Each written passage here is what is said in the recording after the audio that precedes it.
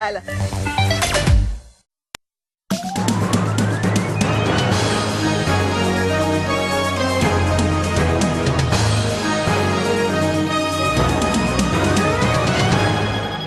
jours après son ouverture, les travaux du Forum de réconciliation en Centrafrique se poursuivent au sein des commissions mises en place.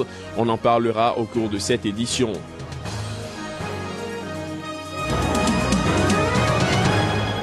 Au Libéria, la fin de l'épidémie d'Ebola doit être déclarée demain samedi 9 mai par l'Organisation mondiale de la santé si aucun nouveau cas n'est détecté dans ce pays.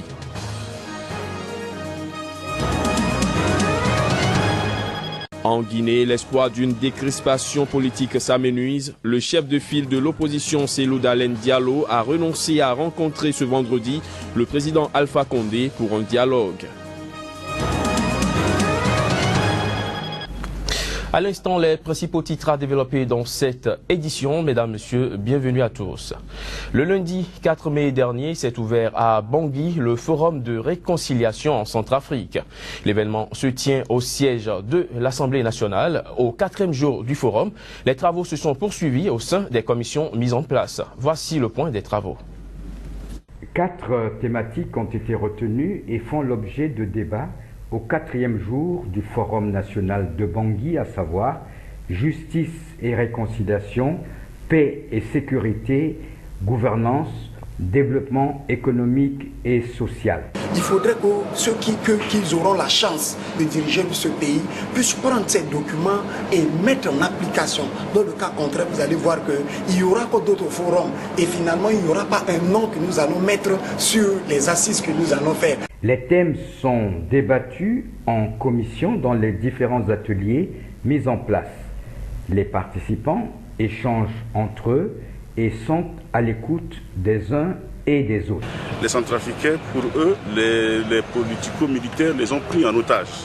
Donc, il faut nécessairement, après le forum, qu'on ne puisse plus parler des anti-Balaka, qu'on ne puisse plus parler des ex-Séléka. Pour les 700 participants représentant les 16 préfectures de la Centrafrique, le Forum national de Bangui, qui devrait s'achever lundi prochain, 11 mai, va marquer une étape importante sur la voie de la réconciliation.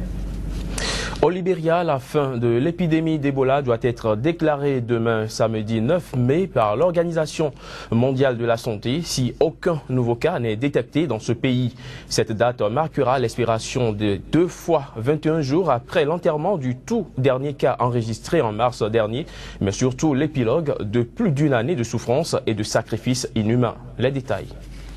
Malades refoulés de centres de traitement saturés, cadavres incinérés par dizaines, soignants décimés, région entièrement en quarantaine, le Libéria martyrisé par Ebola est sur le point d'être officiellement débarrassé de l'épidémie qui y a fait près de 5000 morts. Il y a 2 mois en arrière, le Libéria aurait pu déjà atteindre l'objectif de 0 cas tant désiré, mais une première contamination enregistrée en presque 1 mois a été signalée le 20 mars.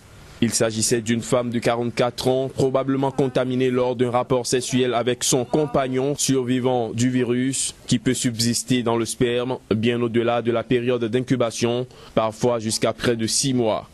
Le 9 mai marquera l'expiration des 2 fois 21 jours après l'enterrement de cette dernière, mais surtout l'épilogue de plus d'une année de souffrance et de sacrifices inhumains.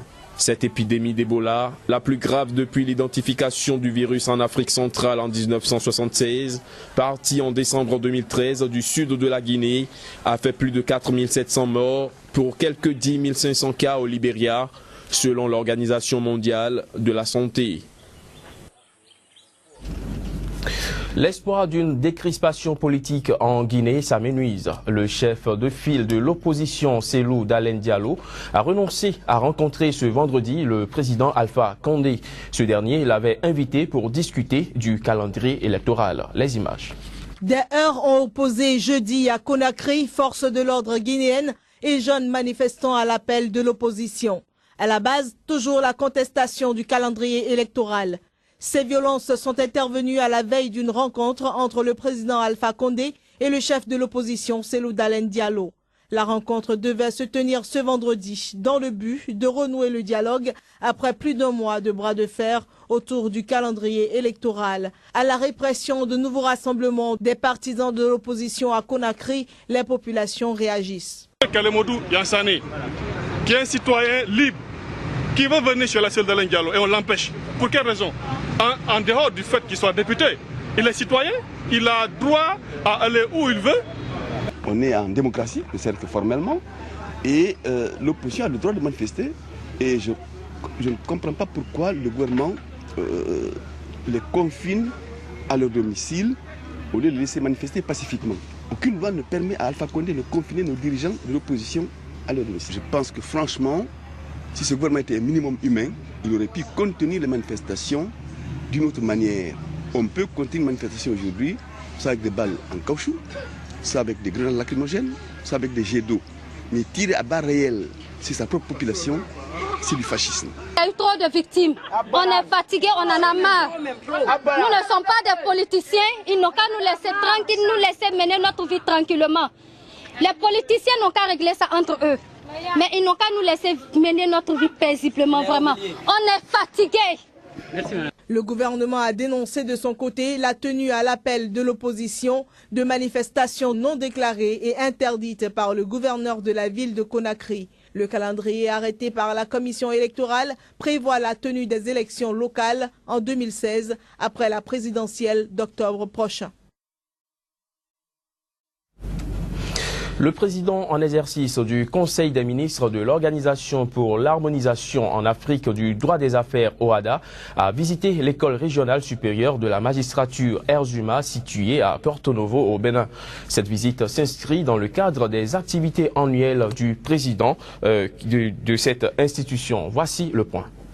L'école régionale supérieure de la magistrature est l'une des institutions de l'Organisation pour l'harmonisation en Afrique du droit des affaires. À ce titre, elle assure la formation et le perfectionnement des magistrats et des auxiliaires de justice des États membres en droit harmonisé et en droit des affaires. Elle constitue également un centre de documentation et de recherche en matière juridique et judiciaire. Le président en exercice du Conseil des ministres de l'espace OHADA s'y est rendu jeudi. Les occupants n'ont pas manqué de dresser le tableau tant des réalisations que des difficultés. L'OHADA est à la croisée des chemins, si on peut dire. Après 20 années de fonctionnement, il y a des questions de réglage au niveau des statuts du personnel, il y a des questions à regarder au niveau des traitements, des rémunérations et autres indemnités dont les agents peuvent bénéficier. Et ce sont ces questions financières-là qui ont été véritablement exposées au niveau de la formation. Je pense aussi qu'il y a quelques petits soucis de formation par les nouvelles procédures de TIC qui ont été souhaitées. Nous allons transmettre toutes ces préoccupations au Conseil des ministres pour que celui-ci instruise donc les services compétents pour faire le nécessaire. Cette école est implantée au Bénin depuis 1998 et est le fruit des réflexions de 17 États membres. Elle bénéficie de bonnes grâces de l'état d'accueil. Celui-ci n'entend ménager aucun effort pour son bon fonctionnement. Il y a des problèmes internes que nous allons voir.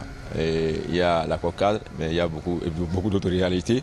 Je crois qu'entre la direction et la chancellerie, les choses vont pouvoir se régler et les choses seront mises au point pour que le fonctionnement donc, de l'école ne souffre pas à cause des problèmes liés aux conjonctures du Bénin. Soyez rassurés. Cette visite du président en exercice du Conseil des ministres de l'OHADA fait partie d'une série de visites annuelles à toutes les institutions de l'organisation. La Cour commune de justice et le secrétariat permanent restent les prochaines destinations du président et sa délégation. Plus de 35 000 réfugiés burundais ont déjà fui les violences meurtrières liées aux manifestations contre un troisième mandat du président Pierre Nkurunziza. Ils affluent vers les pays voisins, dont le Rwanda, où 15 000 réfugiés sont arrivés en l'espace de 2 semaines selon le programme alimentaire mondial. Reportage. Ce camp de déplacés rappelle les lugubres et récentes périodes de ce pays. L'histoire post-coloniale du Burundi est marquée par des massacres interethniques et une longue guerre civile qui a duré 13 ans, notamment de 1993 à 2006, et qui avait déjà débouché sur des vagues massives de réfugiés.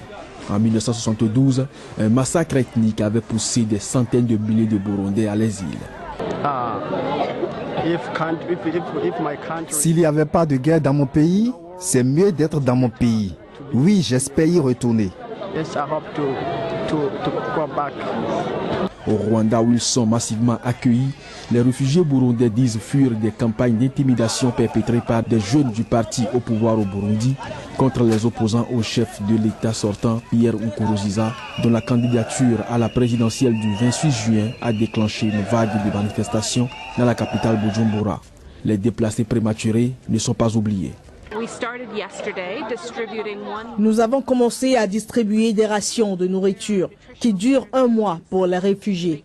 Et nous allons avoir besoin du soutien de la communauté internationale pour s'assurer que nous puissions faire cela pendant les mois à venir. Depuis des mois, la communauté internationale et les pays de la région craignent que cette nouvelle candidature de Pierre Nkurunziza ne débouche sur des violences à grande échelle. Les manifestations, dans lesquelles s'affrontent parfois violemment les protestataires et la police, ont débuté au lendemain de l'investiture du chef de l'État par son parti le 25 avril. Les violences ont déjà fait 14 morts. Le Haut Commissariat de l'ONU pour les réfugiés avait déjà aidé 500 000 Burundais à rentrer chez eux dans la sécurité et la dignité et 200 000 autres à s'établir dans des pays tiers. Il faut dire que le président burundais Pierre Nkurunziza a officiellement déposé ce vendredi sa candidature controversée à la présidentielle du 26 juin prochain, ce malgré la protestation de la rue et la pression internationale croissante. Une fois à la commission électorale nationale indépendante à Bujumbura, le chef de l'État a promis que les manifestations seraient maîtrisées d'ici peu. Hors du continent africain à présent, la ministre en charge de la justice américaine a annoncé l'ouverture d'une enquête fédérale contre la police de Baltimore ce vendredi. L'investigation portera sur les pratiques de la police de Baltimore en matière de respect des droits civiques. Les détails. Une enquête fédérale est officiellement ouverte sur la police de Baltimore. L'enquête qui portera sur les pratiques des agents de police de cette ville en matière de respect des droits civiques fait suite à la mort d'un jeune noir décédé après une interpellation policière. Les enquêteurs chargés des investigations auront pour mission de réunir toutes les informations pertinentes concernant les pratiques de la police de Baltimore auprès de la population noire, des procureurs et des avocats. Ils mèneront également des entretiens avec les policiers et les autorités locales, étudieront les précédents incidents liés à l'affaire de Freddie Gray et observeront les activités des agents de police de cette ville. This investigation will begin immediately. Cette enquête débute immédiatement et portera sur les allégations selon lesquelles la police de Baltimore fait un usage excessif de la force, parfois mortel, organise des perquisitions, saisies et arrestations illégales et utilise également des pratiques discriminatoires.